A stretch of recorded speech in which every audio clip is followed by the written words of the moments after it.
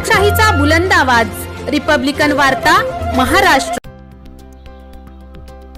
पूर्णा नगर परिषदेच्या वतीने हर घर तिरंगा अभियानात नागरिकांनी नोंदवावा सहभाग। पूर्णा नगर परिषदेच्या मुख्याधिकारी युवराज पोळ यांनी केले नागरिकांना आव्हान। बातमी पूर्णा। परभणी जिल्ह्यातील पूर्णा शहरातील पूर्णा नगर परिषदेच्या वतीने 10 ऑगस्ट रोजी मुख्याधिकारी युवराज पोळ यांच्या मार्गदर्शनाखाली हर घर तिरंगा हे अभियान राबवण्यात प्रारंभ करण्यात आला। याबाबतचा पहिला कार्यक्रम पूर्णा नगर परिषद, कस्तुरबा गांधी बालिका विद्यालय, डॉक्टर जाकीर हुसेन प्राथमिक उर्दू स्कूल यांच्या संयुक्त विद्यमानाने पूर्णा शहरात भव्य तिरंगा रॅलीचे आयोजन करण्यात आले होते। संपूर्ण शहरामध्ये हर घर तिरंगा, घर घर तिरंगा अभियान राबवण्यास सुरुवात करण्यात आली।